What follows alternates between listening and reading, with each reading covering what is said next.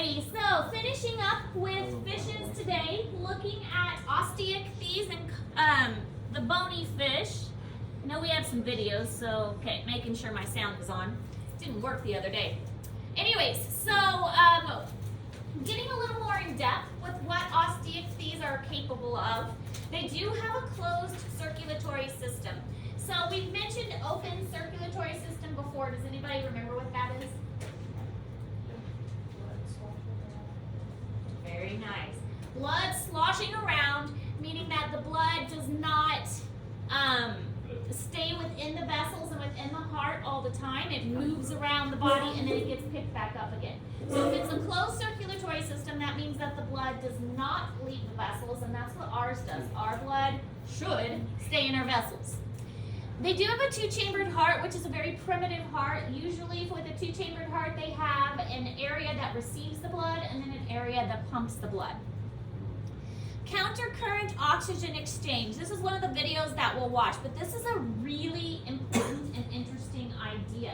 So the blood and the water flow in two different directions. They flow opposite each other. So when the blood comes to the gills, the blood has no oxygen. It's already been used up by the fish. So it's coming to the gills to get new oxygen. So the blood is flowing one direction and the water is flowing the opposite direction. And because the two are flowing opposite each other, that means that the blood is constantly coming into contact with fresh oxygen from the water. So it's actually a very efficient system, this countercurrent. If they were flowing the same direction, then the oxygen would be leaving and the blood would not be getting as much oxygen as possible. So countercurrent oxygen exchange makes it efficient for them to get the oxygen they need out of the water.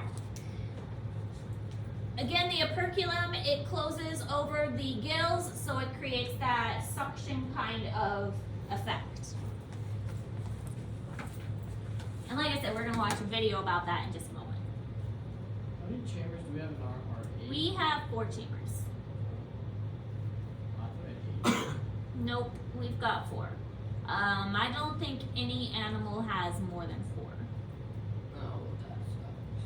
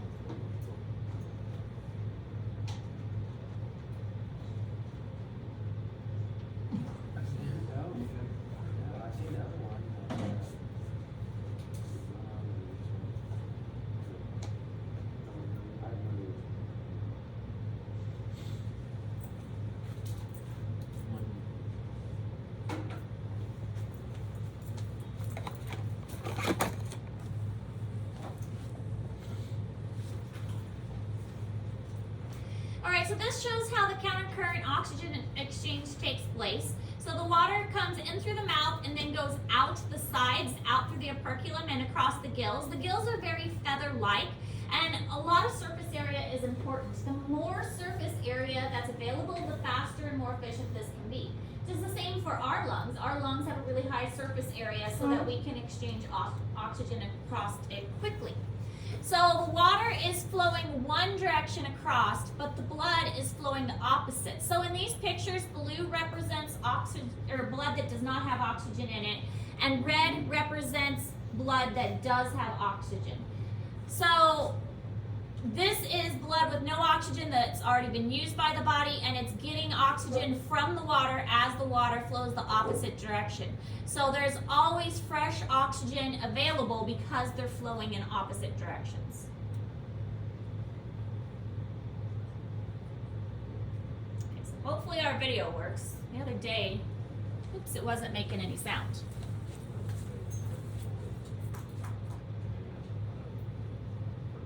Unlike land animals, almost all fish breathe or get their oxygen from water.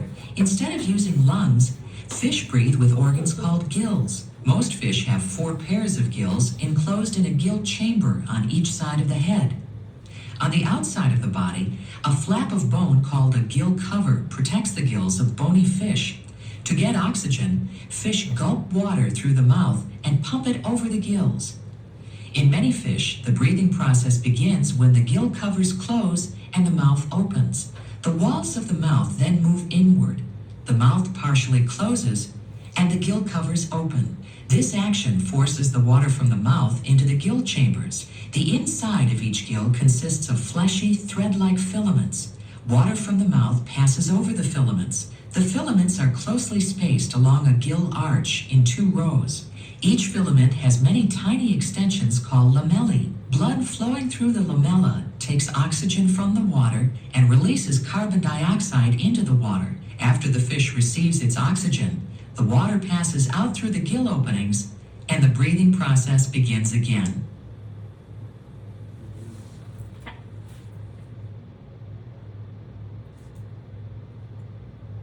want to make sure it's not going to just restart all of a sudden while we're talking.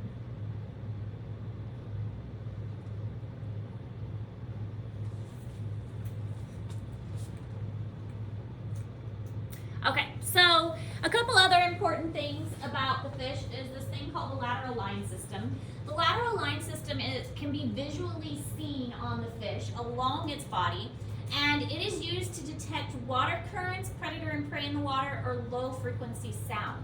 It's very kind of similar to your ear. Your ear has these little hairs inside that help us to detect sound, to determine balance and things like that. Well, the lateral line system does a similar thing, only with the water in the fish. Some fish can generate electricity. The electric eel, they can have up to 500 volts of electricity, so it can be quite painful. And it's a defense mechanism, and it could also be used for hunting to shock other fish. So the eels do fall into this category of osteoids.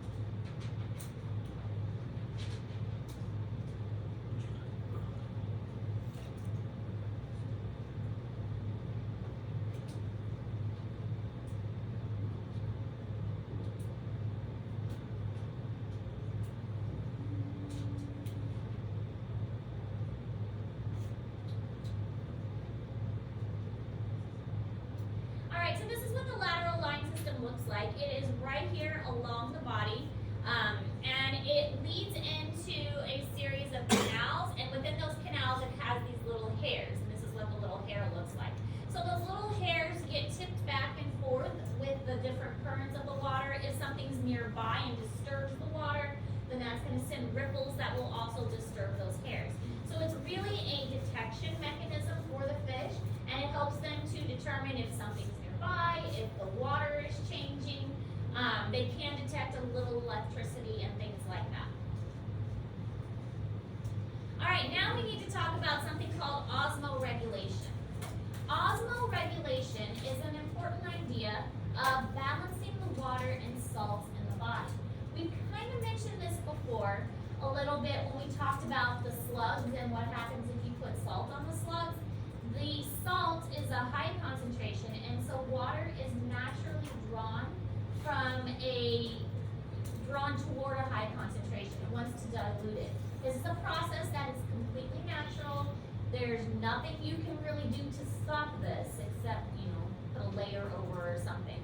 But osmoregulation is balancing of water in the body. So if a fish is in fresh water, they've got some issues to focus on. Same thing with the salt water. They've got kind of the opposite issue. So a freshwater salt in its body. So that means since its body is more concentrated than the fresh water that's around it, water is constantly going to be going into their body. There is nothing they can do about it. It's just a natural process that happens. So that water keeps going into their body. It's a constant influx because it's this osmoregulation thing. The water wants to go to a salty area. The fish is more salty, the water is going inside the fish. What this means is that because the water is going into them all the time, they don't need to drink water, and they have so much water in their body, they're constantly urinating, or they urinate a lot. So there is a lot of peeing going on in freshwater fish. Now the opposite is true for saltwater fish. Because the ocean is so salty, the fish is less salty. So that means that the water is constantly leaking out of the fish's body into the ocean. This means that saltwater fish do have to drink to replenish the water that they're losing. Also, they're not going to have very much urine production because they're trying to save as much water as possible.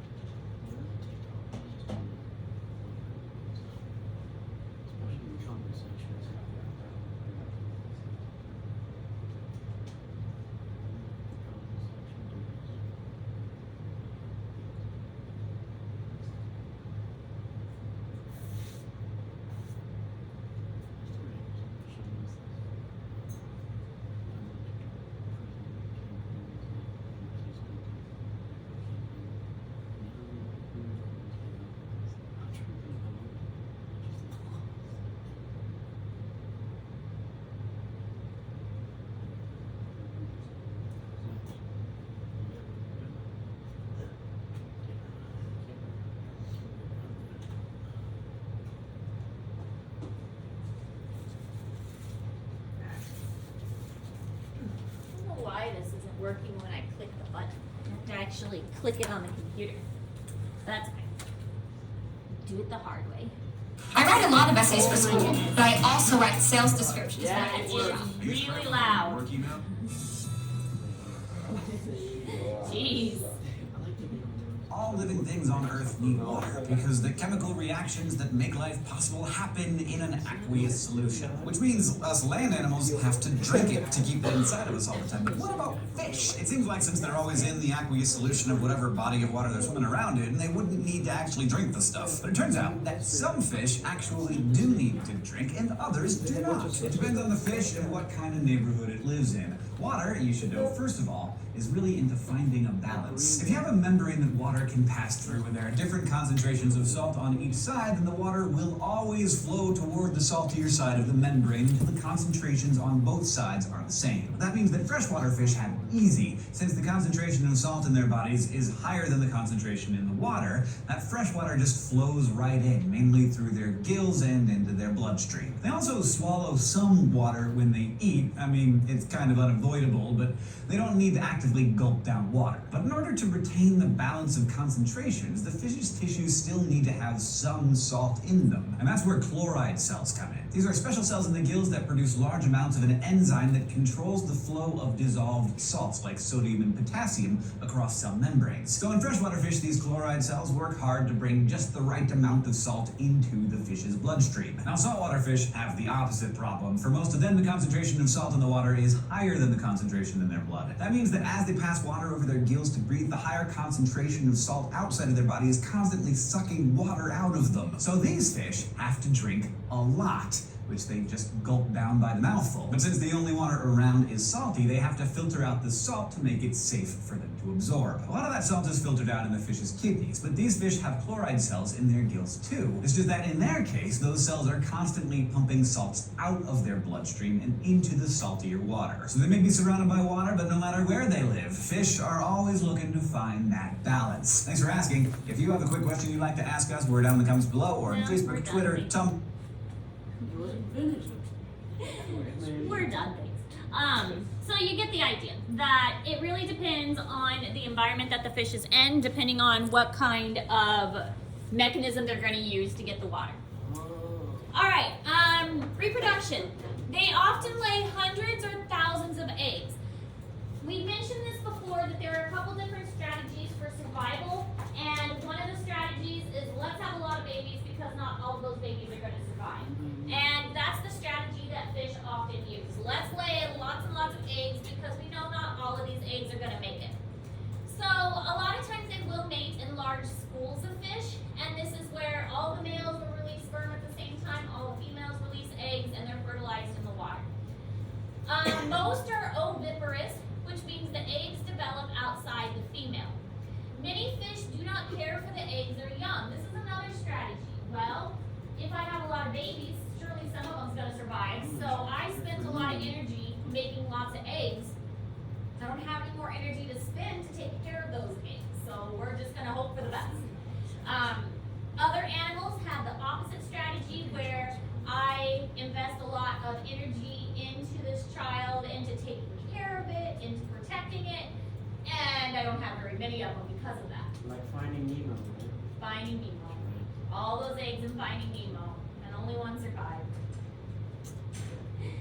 Alright, so some fish do something called brooding, and this is they take care of their young, oftentimes in their mouth or in pouches like the seahorse. And it is the male seahorse that will keep the babies in a pouch, and so it does look like the male gives birth to the babies. And seahorses are also in the group of osteopods. But there are a lot of fish that will keep their young in their mouth, and the young will come out, but if there's danger, the young swim back in the mouth.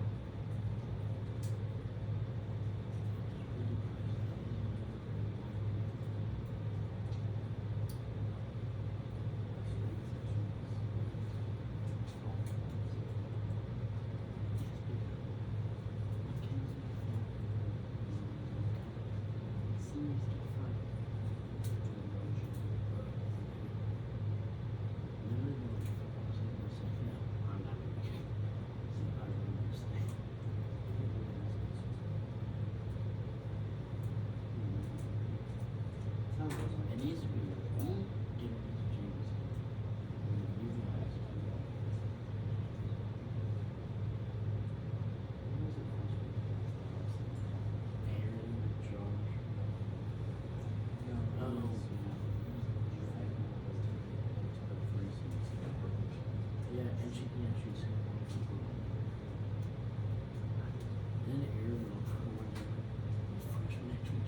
There are some fish that give birth to live young. If you've ever had a guppy or a platy, they have live babies.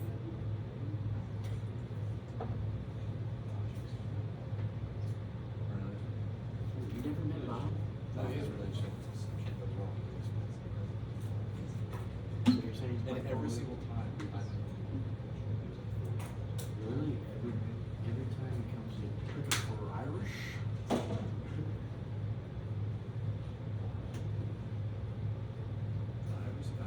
All right, so here's an example of one that has mouth brooding. So these are all its babies in its mouth.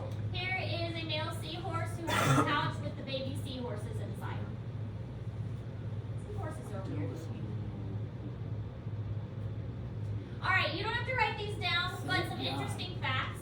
The anglerfish male attaches to the female and becomes part of her. I know we mentioned this before. The anglerfish male is very small, and it's very hard to find the females when they are really dark and they're spaced apart. So once the male finds a female, he wants to stick with that female.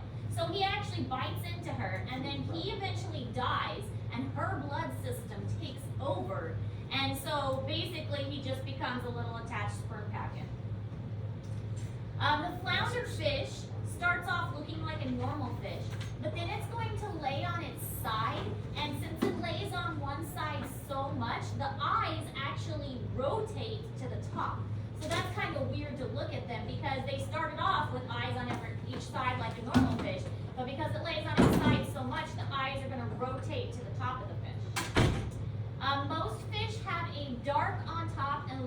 on the bottom appearance so that if you're looking down, it blends in with the ocean color. But if you're looking up, the white light color blends in with the sun that you're seeing through the surface. Fish have growth rings on their scales, kind of like the rings on a tree, so you can figure out how old a fish is by looking at the growth rings. And sunfish can produce 3 million eggs at one time. Oh, sorry, 300 million eggs at one time. That's a lot of eggs. Well, so you don't need to write these down, but just some interesting facts about them. Here are some examples of different kinds of fish. These you would be responsible for knowing for the test. Seahorse, pufferfish, clownfish. The cavefish are really cool because they're blind and they don't have any eyes at all. Anglerfish, we've talked about that one before. Rainbow trout, flounder with its eyes. You can see how its face is distorted because the eye has moved to the top. And then the white perch. Alright, so that's all the information for this unit. Again, we will dissect tomorrow. During my plan today, I will get all the materials out and get everything ready for the shark dissection. And then Thursday review, Friday test. Questions? Alright. Working on the perch dissection and the shark dissection. You were there. No.